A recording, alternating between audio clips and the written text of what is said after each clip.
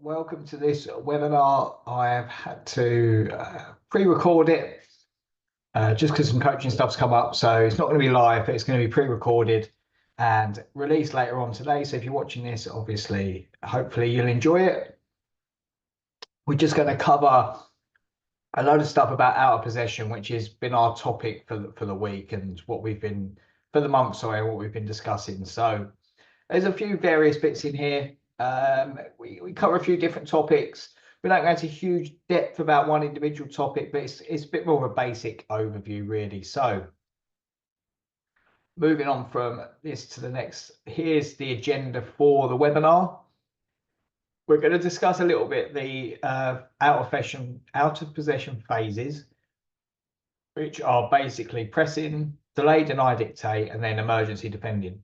So we'll go a little overview of what they all are. Then we'll go into a bit of depth about each one. There'll be some session plans littered throughout these as well to give you some practical ideas of what to do. And then we'll finish off with going about what we should be teaching in each age group. That might lead to some little debates and stuff like that about what you think they should be taught. And that's great. Always happy to have those discussions and put your comments in. And it's really good to get other people's opinions on these things as well. So to kick it off, the three main phases out of possession, we've got pressing, delay, deny, dictate, and then emergency defending.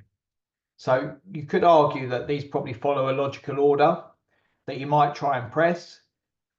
Then if that's not working, you might go into delay, deny, dictate. And then if the other team get higher up the pitch, you might be in emergency defending. And I'll come on to it in a minute when we talk about pressing. Some teams might go straight for delay, deny, dictate, and then have areas of the pitch where they will press. So actually, they might not press high up the pitch. They might decide to press in zones. So it's not as simple as being logically, you either press, and then if that doesn't succeed, you might go to delay, deny, dictate. Then you might go to emergency defending. It will be dependent on your tactics and what you're trying to do as a team. So just a little overview then of these different phases. So the pressing phase is when we're trying to press opponents as part of a strategy to dictate where they can go or where we're going to try and win the ball. But the key word here is it has to be part of a strategy. Now, if you think about the skills that are going to be required for this, what players need to learn and develop, they need to work on approach runs, the timing and the triggers of when to press, their body shape, their awareness, especially of what's behind them in terms of passing lanes, and then their 1v1 defending skills. So these are the things that you need to be running sessions on and working with players on an individual and collective basis. Then delay, deny, dictate. If you can't press, this is when you're looking to deny them space. And then you can still now decide where you're letting the team go and where you're going to stop them building their attacks from. So straight away, these two things, pressing, delay, deny, dictate, are about you dictating where the opposition are going. It's putting you in charge. And if you get your defensive strategies right, you can be in charge of the team even when they've got the ball. So in terms of delay, deny, dictate, the skills we're looking at are being patient and composed, compactness, which is a massive thing for me, their individual ability to screen or mark, and then their 1v1 as well as their small group defending in 2s, 3s, maximum 4s. Then emergency defending, this is when you're in a bit of trouble, you're vulnerable, you're trying to stop the other team getting shots away, creating combinations in around your penalty area, and you're doing anything you can to stop them scoring. So if you think now the different skills for this will be blocking, maybe some defending outnumbered, intercepting, recovery runs, how you mark and track, and then also how you press, but this is going to be in isolated areas of the pitch rather than pressing them high up near to their goal. So that's just a brief overview of the phases, as well as some of the skills you're going to need to coach players. And you can see there's a lot of different skills that players need to learn in terms of defending. So we'll start with pressing, talking about pressing. I have a real issue at the minute in football where it seems that everyone is all about press, press, press, especially grassroots football and foundation phase as well. So there's an obsession with pressing, and it's probably because we see it on the telly. Now, I think we have this obsession because you see it on the telly, we see Liverpool do it, we see Real Madrid do it, Man City do it. And what this leads to is coaches just shouting press.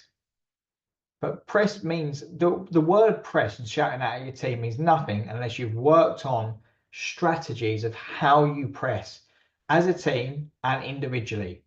So the hardest part about pressing is it has to be coordinated. So if one person doesn't do their job, the other team are going to get out. And when you're relying on kids, especially 7, 8, 9, 10-year-olds, to work in these coordinated patterns, which you've probably not actually taught them too much of the pattern of what they need to do and the areas and lines they need to cut off and the passing lanes they need to cut off, their approach runs, what it becomes, someone shouting press just becomes a load of players running towards the ball. Now, you'll still get a bit of success of that in grassroots football because the player on the ball might not be that composed. But as soon as you play good teams, if you are not coordinated in your press, you're going to cause yourself more problems than anything. So I don't think we have to be obsessed with pressing. And if you are obsessed with pressing, have you given the players the tools they need to be able to press individually and as a team and do it well? Because it's not easy to do, and it's hard to get players to concentrate the whole time. So I think pressing is important. Excuse the littering of spelling mistakes in here. But we can't neglect the other parts of defending. So being compact, being hard to beat, being patient, learning to tackle, learning to cut off passing lanes and being composed, moving side to side and being hard to beat. Otherwise, we're going to stop ourselves creating well-rounded defenders. Defenders need to be able to press. They need to be able to sit off. They need to be able to go and win the ball high up the pitch. They need to be able to be hard to beat and hard to break down if we want to create well-rounded players. And also, the one thing I would question with this is the physical capabilities of players. If you're asking younger players to press constantly, they can't physically do it. And then what happens is one player gets tired or they're not concentrating, and your whole press can fall down if one person's not doing their job. So it's understanding the physical capabilities of our players as well. So we want to press, but we don't want to be obsessed with pressing. And it's just something that I've got an opinion, I've had an opinion on for a little while. So if we are going to press, how do we do it effectively? Now, the first thing is we have to press as a unit. So first of all, it might be working with your strikers and your midfielders about how they press together. But ultimately, your unit has got to be the whole team. So if you're pressing and you're going chasing after the defenders and putting loads of pressure on them, if the players aren't that comfortable on the ball, they're normally just going to kick it long. And then if you've left a gap between your defence and midfield, you're actually going to cause yourself problems because the other team will have space to play in when it does go long. So it's important we press as a unit, and that includes the goalkeeper. So when we press, we all press together and then work on the coordination of how you press. But then you've got to identify what your triggers are to start the press. Now, that might be a player takes a bad touch. If a player takes a bad touch, bang, we press, we go. It might be a player turns to face their own goal and starts going backwards. That's another time that you press. Or as you get older, especially, and you start to understand teams you're playing against, you might press when a certain player gets the ball. So, for example, you might get a lot of right-footed centre-backs. And when it goes to the left-hand side one, you can coordinate your press against that player because they're not normally going to be as positive on their left foot. So press them to have to use their left foot and play that way. Next person then anticipates and goes, right, can I jump on that pass and try and win it? So you might start to identify when a certain player's got the ball, you're going to press. Or it might be when it gets into a certain area of the pitch, we're going to press. So you might know that we outnumber them 3v. We play a box 4 in midfield against their midfield 2 or 3. As soon as it goes in there, we're going to press really aggressively to try and win the ball because we outnumber them. So identifying what those triggers are, making sure all the team know what those triggers are. Then you've got to anticipate what the pass is. So it's thinking, right, they're going to go there and then out there. So it's anticipating that happening, but not jumping too early. Because, for example, if you've got a wide player who's going to go out and press the fullback when the ball gets passed to them, If they go too early to the fullback, that opens up a massive passing lane from the centre back into midfield. So it's anticipating, but not guessing and going too early. So you've got to anticipate where their passes are going to go. But ultimately, if that's not happening, stay patient. You don't want that one player who loses their head and just goes and chases the ball. Because if they're doing it in isolation, it's not going to work. So you've got to stay patient as a group. And then when you see that passing trigger, that pressing trigger, you press as a unit and you press quickly and aggressively.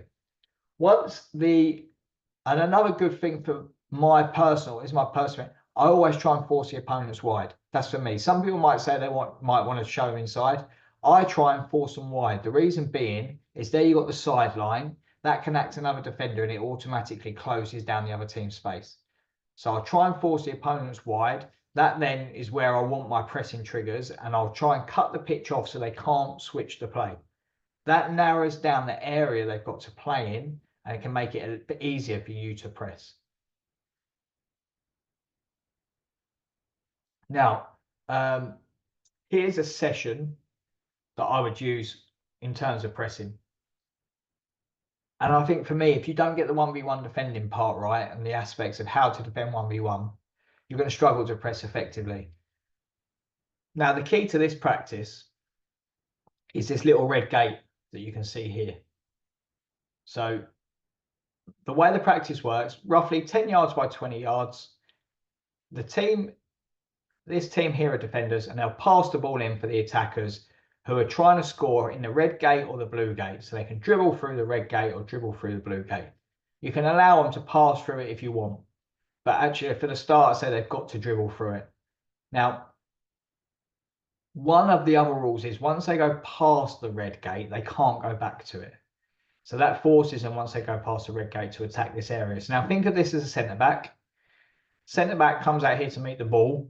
I want my defender to get out to them really quickly and then slow down when they get there. So they want to get out to them really quickly and then slow down to stop that player beating them too easily. But their approach run has to cut off this red goal. So if that's a centre back on the ball, that is their opportunity to play across to the other centre back or to the centre midfielder. If you do that by cutting off this goal with your first run, they can only go towards the side of the pitch, which closes the space that they've got to play in. Now, you need to be close enough that you can still put pressure on them. You don't want to just go and stand in the goal.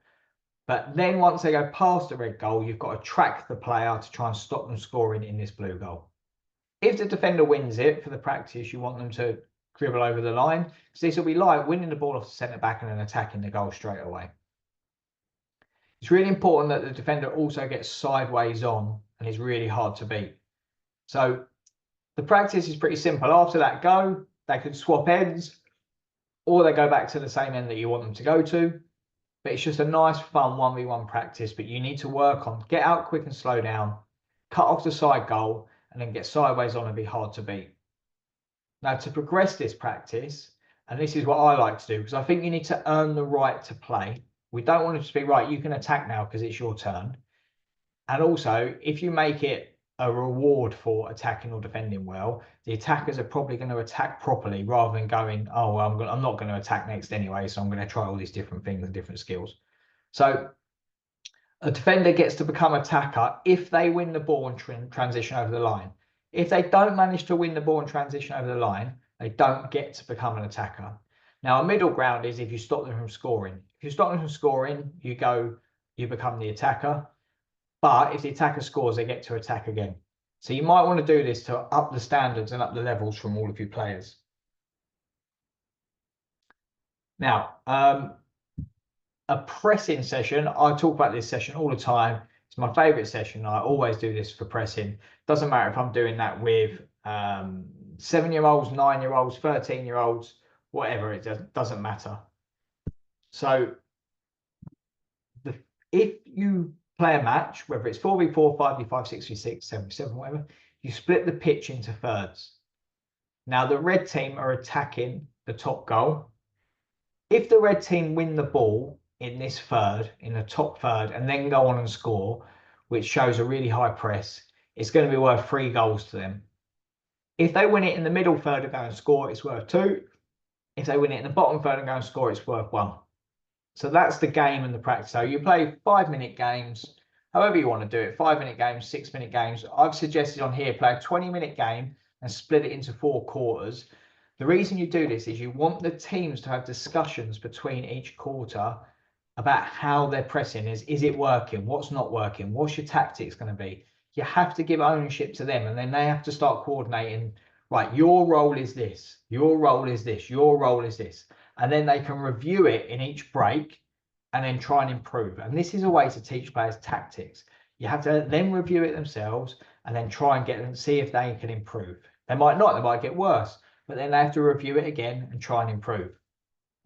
Now, another way to do this, when we go on to delay, deny, dictate, or you might press in certain areas of the pitch, is you can progress this and say, do you know what, each team, you pick what areas worth 3 points, 2 points, and 1 point. Because you might go, do you know what, in midfield, we're more athletic than this team. So we're going to let them come in midfield and then we're going to press really aggressively. And midfield is going to be where is our 3-point zone. Then players again will learn and discuss more tactics, start to work out how they're going to get success. In terms of coaching points for this practice, we always talk about setting the trap. Now, if you go and man mark each player, more than likely the goalkeeper is going to kick it long. So you're not going to get the opportunity to then put a press in place. So what you need to do is stand off them a little bit. So this red player, I would want standing around here to invite them to play short. And then as soon as they play short, then go and press. And we set that trap. So we go, then we'll go and press, get in quick and slow down.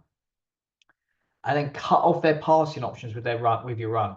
So as you're making that run, cut off their pass so they can only go one way. This is a trigger then for the other players to go and mark or press on and try and win the ball. So make sure we cut off the passing lanes. And then the standard one when we're defending about being sideways on, hard to beat. We must be hard to beat because it's no point just running straight after the ball and getting beaten easily, because then you're taken out of the game. Just a quick little bit of promo about our coaches club and our Patreon channel. We provide coaching sessions and ongoing support for football coaches at grassroots level. So for example, we will send out full session plans each week, which has a 60 to 90 minute session for your age group. All the sessions are set up, the coaching points, the tips and adjustments if you don't have enough players, how to include goalkeepers, how to differentiate for different abilities, coaching styles, and each one comes out with a small handy 1-page printout as well. So our Patreon channel also has loads of extra advice tips that will help you as coaches, and we've got an example of one of those later on as a bit of a bonus. I've included in this webinar one of the videos that was shared on our Patreon pages, just to give coaches a bit more support and help. And that is our aim, is when you go on a coaching course at the moment, you get all that information, then you go away and that's it. We want you to make sure you've got ongoing support and ongoing opportunities to improve. So check out our Patreon page. It's our subscription service. It's about 20p a day if you want to subscribe to it. You can cancel it at any time. And there's loads and loads of stuff on there. And you can access up to the last year's worth of content on there as well. Cracking on with the webinar. We now move on to delay, deny, and dictate. So if we can't press, it's not working too well for us. They've broken through, say, our first press. We've now then got to think about delay, deny, and dictate. So we want to deny them opportunities to play, and we don't want to let them play where they want to. So if they want to play through the middle of the pitch, we want to stop that happening. So the first job here is to delay them. We have to slow them down. This will allow our other teammates to then recover. It will allow us to get organised and in a shape, but we have to delay the team by slowing them down. This might be by one player just putting some pressure on and cutting off passing lanes and just being hard to beat to allow other players to get back. But we have to get your body position right to cut off those passing channels. It's important to stand up and don't dive in. So remember, when you're delaying, your job is not to win the ball, it's to slow the team down. And then we have to start communicating with our teammates. We'll then move to the deny phase. So after we've closed down the space and blocked their passing lanes and shooting opportunities, we have to just start denying any spaces they try to go into. So we don't want them to go into the spaces they want to build and play. We have to close off those spaces as much as we can. And this is all about getting our angles and distances right to cut off more passing lanes and making sure that it's hard enough that they haven't got easy options to just look up and pick passes out wherever they want. And then we dictate, we are now going to be in charge of where they can go. So if we do this properly, if we're compact enough, if we have the right team shape and everyone understands their role, we will stop them playing where they want to play and we will get them to move to where we want them to. Then if we go back to pressing and pressing triggers, if we can get a team to go where we want them to, that's when we can have that trigger to then go and win the ball and then counter attack. So here's a couple of little videos. So here's an example of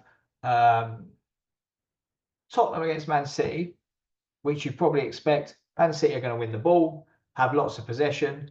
Tottenham do not want them to play in the middle of the pitch. So you can see how compact Tottenham are here. They're not letting anyone play in there. They're cutting off the passing lane into the striker.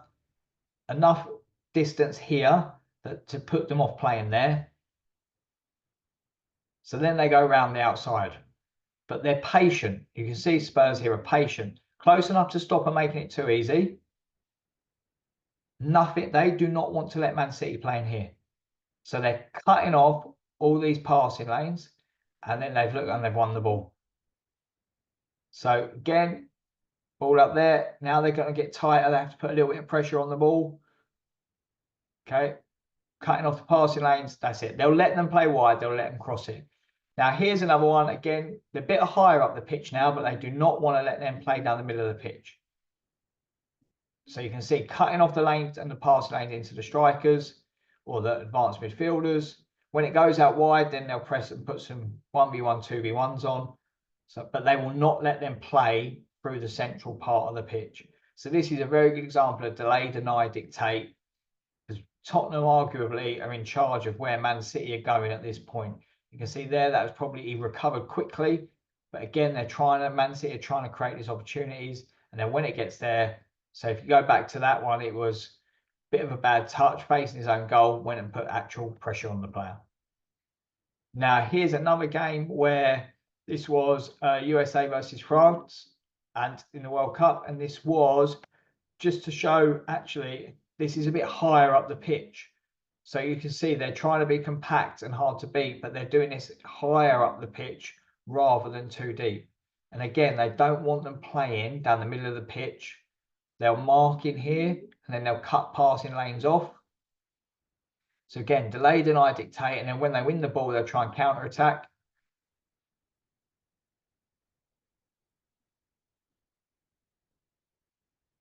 So, and then it goes to a goal kick for the other team, and you can see it from a higher angle here again. They do not, so if you look at their start positions, they're set to press. So now they're going to try and press when they can. So when it goes there, they're out pressing, and there's pressing triggers as well once it comes into the middle.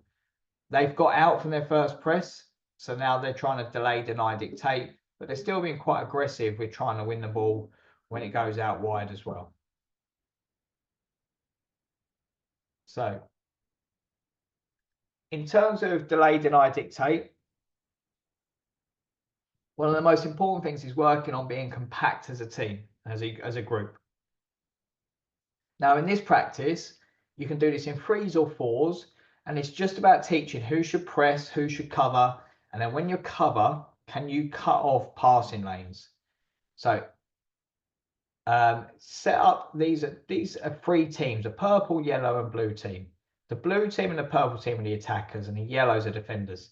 So each player is in their own square, as you can see here, and you put them in your own square because then they'll start to work on angles and distances rather than running everywhere. So if the ball comes in here to this middle player, the yellow player should press to cut off the forward pass, and the other 2 yellow players should tuck in to make a triangle to cut off the pass to the other purple players.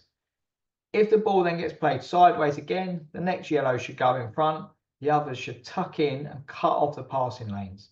What you get all the time here is this yellow will go and press the ball. As the ball goes sideways, this player won't drop. And when this player doesn't drop, they then play through that gap. So it's about teaching players as a group and a cohesive unit. You press, the other two cover. As the ball moves sideways, you press, the other two cover and cut off passing lanes and angles. Now you might play for kind of 2 minutes and see how many times they can get through. Team with the lowest score wins. Or you could progress this and play it that when the team intercept it, they swap with the team that gave the ball away, because that way you're rewarding the defending. But in terms of coaching points, the nearest player presses, and pressing means they get as close as they can and cut off their easy forward or passing option. The other two drop in and get into a position that cuts off the diagonal forward pass. So that is what if they're not pressing, your job is cut off forward passes. Again, get sideways on and be hard to beat, but you don't want to get completely sideways on because you'll open up those passing lanes. But you don't want to be flat because it's harder for you to adjust and make the movements backwards. So you want to try and get sideways on so you can change quickly between pressing and covering. Now, just to progress on from that, we then go into some 2v2 defending. So now players have got a bit more freedom to move everywhere, so it gets harder for the defenders. So a 2v2 defending, you always need the same amount of goals as a minimum as the amount of defenders you've got, because then they have to work to press and cover and work as a unit. You could even have 3 goals if there's 2 defenders, that's not a problem. But 2v2, I would normally start with 2 goals, because each player then has got to think about covering their own goal as well as covering the other defender. So the aim for the defenders is obviously to stop the other team from scoring and then try and score themselves. This is physically really intense. So I'll play 2-minute games and then rotate them around. And normally you'll have loads of different pitches so they can rotate and play other opponents. You don't need many goals if you haven't got them, just using different coloured cones. In terms of coaching points, they have to be compact as a pair. You have to work together all the time and stay compact so you don't allow any space between you. 8 yards probably in this small game between the 2 defenders at all times. The nearest player should always press, the nearest player to the ball. So this player here should press up onto this player, and then the other player should cut off that diagonal pass in there. So if the ball gets passed to the sideways, this player presses, the other one becomes cover. And then there's 3 jobs of the cover player. Everyone always remembers, cover the other attacker. So if the other attacker gets the ball, can you affect them? And they always remember that if the player pressing the ball gets beaten, can you go and affect the player that's got the ball and dribbling? What most of them forget is, can you also cut off the forward pass into your goal? So you must always be thinking about that third one, cut off the forward pass, because there's no point pressing and covering if they're just going to pass through you into the next line of their attack. Just another quick promo about the Grassroots to Greatness podcast, which is our new podcast. We've had loads of great guests on it so far, giving loads of real practical coaching tips, especially for grassroots coaches, as well as some longer podcasts from me just talking about certain subjects. It's on YouTube, Apple Podcasts and Spotify Podcasts. The TSC Coaches Club from Grassroots to Greatness podcast. Go give it a listen, and we'd love your feedback on that as well. Right, on to emergency defending. What does emergency defending entail? So this really is in and around your area to try and stop them from scoring, basically. And you'll get into this position all the time, so it's important that we practice these skills as well. So blocking shots and intercepting passes. How do we use our body? Thinking about now how many defenders like defend with their arms behind their backs. Can we make our body as big as possible without over committing and trying to block it and then getting beaten by someone who's a bit clever? Last ditch tackles. So when I teach 1v1 defending, I always promote jab with your front foot, jab with your front foot. This might be the time you need to slide tackle or the last ditch one. So there's nothing wrong with that one if it's at the right time. Again, we go back to showing wide. Show the other team wide, get them out of the middle of the area. Your danger of showing wide is if you show them wide and let them cross and don't defend the box properly, you're going to cause yourself more issues. So it's not as simple as just showing wide. You need to organise within the box as well. And if you go back to that Tottenham video, every time Man City went wide, they put loads of pressure on quickly. Clearing the ball under pressure, which is psychological. How many times have we seen that player scuff it because there's loads of pressure on? Can they deal with that? And then someone we've not really talked about much in this one is the goalkeeper. So the awareness and coordination of the goalkeeper during emergency defending. Can they communicate? Can they talk? Do they know everything that's going on? Now, in this, I've set up a practice that I use called Be Hard to Beat. Now, whereas we always have the focus on win the ball, win the ball, win the ball, sometimes we just need to focus on don't let them beat us. Don't let them beat us. And it's a psychological thing, being able to emergency defend and being hard to beat. So in this practice, the attacking team have got the overload because they've got a bounce player to play off. So they can use their bounce player at any time. So I would do this with always a time limit on it or a certain amount of attacks. So the yellow team get 5 attacks to try and score in the blue team's goals. And if they score, they get a point. If the blues win the ball and score on the yellow goal, it's worth 2 points. But each game is only 15 seconds long. So actually, if the blues are hard to beat and the yellows don't break them down, then they're getting success. They don't have to win the ball. So after yellows have 5 attacks, the blues then get 5 attacks, and you rotate and you count the score. You can rotate the bounce players around then, or they can be their own little team. But if a team, you want to progress this so it gets harder. So say the yellows win this first round. Now you add 5 seconds to how long they got to defend for. This time they got to defend for 20 seconds instead of 15. So now you're pushing them and pushing them. In terms of coaching points, be compact as a pair again. Cut off their forward passing options.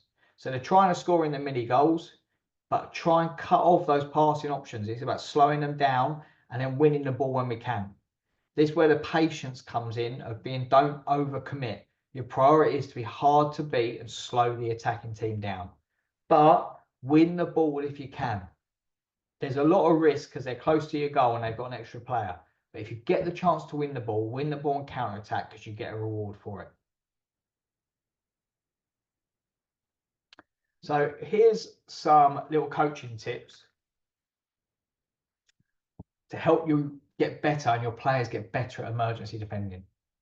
The first one is really important to make realistic practices. So they've got to be high pressure game-like scenarios where defenders have to react quickly to stop the attackers. So it might be that they've broken through 2v1, 3v2, 1v1, but they're high pressure like that and they've got to be realistic. And this is a situation where you'll face all the time in games. So set up practices like that and make it difficult for the defenders. It shouldn't be easy for them. Build defensive resilience and decision making.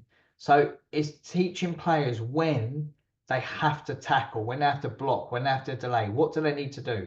So many players will just go and just gung ho and try and win the ball, where actually, if you're 2 against 1, just delay them, slow them down. So it's working with them on this decision making so that when it happens in games, they've seen the situations before and they can know how to react when they're under that pressure of a game. And this goes on to encouraging composure. So actually, the calmer they are and the more they can control their actions, the more likely they're to be able to get a better outcome. They don't need to rush or panic. They've got to be composed in their defending. So a way to do this is add pressure during the training sessions. Make the training sessions really high pressure, high risk, and then players will get better at it and be calmer when it comes to the real thing. And then work on recovery runs as well. So it might be, right, it's 3 attackers versus 2 defenders, but the 3rd defender, once they've done 10 keepy-ups, they can join back in and defend. So it's about slowing down, being calm and composed, and then when someone comes back in, how can they make a recovery run to affect the game as quickly as they possibly can? So think about practices like that where they either got to start their recovery run from a distance, or they've got a time limit before they can come in, or they've got to do a task before they can come in because that adds more pressure as well. But add pressure to all their practices. So set time limits, like the attacking team have 1 minute to get a shot on target. Or you can say there's 3 minutes left in the game. And if you count down the final 20 seconds out loud, so 20, 19, 18, it will add more psychological pressure to it. The more pressure you can add to your training sessions for the players in a controlled environment, the better they're going to be when it goes into a game situation at the weekends. Right, just a quick one then. So I talked about our Patreon channel. Here is a video that we released over the last couple of weeks for our Patreon members only. It's 4 or 5 minutes long. I'm just going to let it run. But this is about a defensive tip about defending from set pieces and corners, how to man mark, something we don't normally do a load on. So I'm just going to let the video run for 4 minutes or so. One, this gives you a bit of bonus content, and two, it shows you the type of stuff that goes on our Patreon. How your body and your body shape and body position when man marking the corners. Now, loads of defenders will have a different technique of this. Everyone has their certain ways of doing things depending on their skill set, their height, their speed, their movement, their ability to kind of wrestle with players. I'm just going to go through some basic stuff about how you might position your body, how you might think about man marking. Hello, Seth. This is Tyrone from MarkingWater.com. So man marking and set pieces is not something I've always had to do, but it's definitely something I've had to try and teach. So I'm going to go through some basics. Some people might do completely different. If you do, add in a comment how you do it different. But I'm going to go through the basics of how I would do it and why and what I work with players on in terms of man marking and set pieces. I've got our corner taker over here, and then I've got Rui who's going to come in with a striker who's a lot taller than me. So I'll just talk through some basics. So Rui, if you come stand here as the attacker. So Rui's going to be attacking, trying to score in his goal, the ball coming from this corner. So Rui's probably going to be in a position where he's looking to receive the cross from here. Now, me as a defender, the thing I do not want to happen is he gets in front of me. I do not want him getting a run across me to him to score. It's easier for him to head the ball running towards it, he can get more power, he can glance it. Whereas if he's going to stand static and stay still, I'll be against him putting pressure on him. It's hard for him to generate a lot of power from a standing position, even though he's got the height advantage. Okay? If he's moving backwards, like this, try and hit the ball, again, he's probably going to get less power on the ball and it's harder for him. So, I don't want him running in front of me and getting a run on me. So, I will take up a body position like this, where I have my arms out here around the back of him. This way, I can now start to look at where the ball is. So I'm probably going to be in a position like this, sideways on slightly, where my arm is just behind him. Now, if I grab him or hold or hug him, he's going to get a penalty, so I can't do that. This is just for me to feel. So if you start moving backwards, I can start to feel and move with him. When he moves backwards, he's now creating space to run into. But I've got the head start. This is where I need to be really aware, and on the balls of my feet and my toes, but if he goes, I've got to go with him. And goes and twitches, can't get in front of me. Now, if I look at my feet position, if I stand like this, with both my feet slightly forward, it's harder for me to then make that movement there. Okay, I can move side to side, but it's harder to make that sprint. So I'm going to adjust my feet slightly, so my body angle is there. My feet are now there. If he sprints, I'm already in a position where, if you go, I can go with him and challenge him and try and stop him getting across me. So if you come back. Then the other key thing to that is, so if he starts to move backwards, I feel it, he goes, I can keep my eye on the ball, and I can see the ball, where the trajectory of the ball and the path of the ball. I can see if he goes up and run with him, the next thing is I have to make sure there's physical contact on the player. Now, that doesn't mean pushing and grabbing or anything like that, but you have to have enough contact on them that they're not completely balanced when they get to the ball. So even if he does beat me to it, so if he goes, if I've got contact against him and I jump and I make it awkward, difficult, that's going to be harder for him to score from. So I've probably done my job most of the time. Now, the more difficult part of this is when you start playing teams more organised who want to peel off away from you to head it back across goal. But if everyone's starting to do their own little jobs with their man marking role, if you do this, it's going to be hard for players to get enough space and a good enough run on the ball cleanly to get a clean free header. The other tips with this, small steps. So if he's moving, I don't want to take big steps. You want to take big strides. If I take a big stride that way and then he runs while I'm doing that, I'm going to be caught off and won't be able to move. So short steps, short strides, movements all the time. Body contact against him all the time as well, without grabbing. And then making it as difficult as possible for him when he gets to the ball and jumping from when you head up with body contact against the player. So those are just some basic bits for how to man mark from a corner. Like I said, If you do it a different way, or you want to do it a different way, add that into the comments, and then we have discussion from there. We get more tips for more players. So that's just a little video and hopefully some little good defending tips for you there in terms of man marking from corners. Like I said, people will have different opinions on it and how they want to do it, which is absolutely fine. And it's always interesting for me to hear how other people do it and what techniques they have. They might be really fast, so they know that actually they can give them a little bit because they're going to get there, or they're really strong, so they might go for more physical contact. Not necessarily right or wrong, it's just what is effective. Now, just to finish off, teaching defending at each age group was the next one that I wanted to discuss and how that looks. So this chart for me, under 7s and 8s, we're looking at very basic foundations of defending as an individual. I won't worry yet about working in, you might mention working in pairs, but I focus it all around the individual, getting quick, slow down, tackle with your front foot, go press, thinking about just how as an individual you defend. At 9s and 10s, I'd start to now work on working in pairs. So it might be how you press in pairs. It might be how you deny, dictate in pairs. But also I would start working on different 1v1 techniques. So defending from behind, defending from the side, defending going forward. At 11 and 12, they now start to get a better psychological understanding of working in smaller groups. So up to 4. So now I'll be working on defending strategies a lot more. Compactness, how we press as a group, how we pressure cover depth, how you delay, deny, dictate by cutting off passing lanes and making play predictable. I would now start working on that in small groups. Now, don't worry about working on it in a, right, we play 3-3-2 and this is how we're going to, just work in small groups, because ultimately across the pitch, you're working in 2s, 3s and 4s. It doesn't mean you're not working in 9s, you're working in 2s, 3s, 4s. Whenever you take a photo above the pitch, that's what you're doing. At 13 to 16, I will now start working as how we defend as a team, as a whole structure, how we press as a whole structure, how we may sit off and be compact and then counter-attack, but how we do that as a whole structure, and then how you might defend in different areas of the pitch. The other thing you now need to introduce at 13 to 16 is aerial defending, especially from set pieces.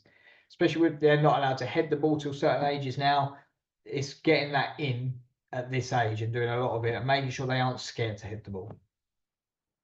Then at 17 and 21, it's how we defend as a team to win a game. At 17 to 21, that is the stage of it's all about winning. So how do we adjust our defensive tactics to beat the other team? And now you've got to also work on a variety of how to defend set pieces. So you might do zonal or man marking. And now also thinking about, right, how do I have to adapt my defending technique based on my opponent? So if my opponent today is stronger than me, it's going to be a different way that I'm going to defend rather than if they're quicker than me. So it's now having and working on different skills to play against different opponents. That's how I look at the overview of defending. If we went more specific, so let's say we're working on 1v1 defending with the player in front of us. So I pass them the ball, they're attacking me, I've got to defend. At under 7s, all I'll be teaching them is get in quick and slow down and jab with your front foot. That's it. They don't need anything more than that. As tempting as it is, try and nail that as close to perfect as you can get, because that gives you the good foundation that when they get to under 8s, you can then start thinking about, can I teach them to close off a passing lane with their run? So can you make a run that stops them from going to goal or to the side? And now I'm talking about get sideways on like a surfer. Because we've got the foundations at under 7s, we can now add a bit more detail here. And then at 9 and 10s, I start talking about jockeying and how you use your hips. So if they go a certain way, you can twist your whole body. When to get tight, and then those basic defending strategies. So starting to think about small groups, maximum up to 4, probably like I said, still 2s and 3s at that age. And then at under 11, making play predictable. So actually, if I'm coming up against the player here, when I'm sideways on, if my shoulder's in line with the middle of their chest, they can go either side of me. If I get my shoulder in line with their shoulder, that's going to dictate what way they go. And that will allow us to then start working on showing them into certain areas. So if you break down each defensive skill like this, it will then allow you to start thinking, well, what do they need at each age? And if we go right back to the start, there was all these different defensive skills that you might need in terms of the different out of possession phases.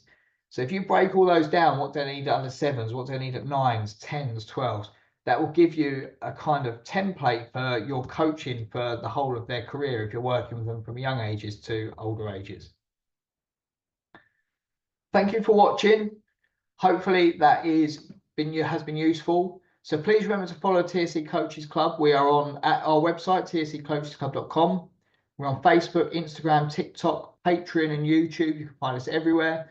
My name's Seb Tidey, Tidey. You can find me on all social medias as well. Please share these webinars and everything we do. We want to help as many coaches as possible. We want to give as much free advice and tips out as we can as well. And I hopefully will see you at another webinar in the near future. Thank you.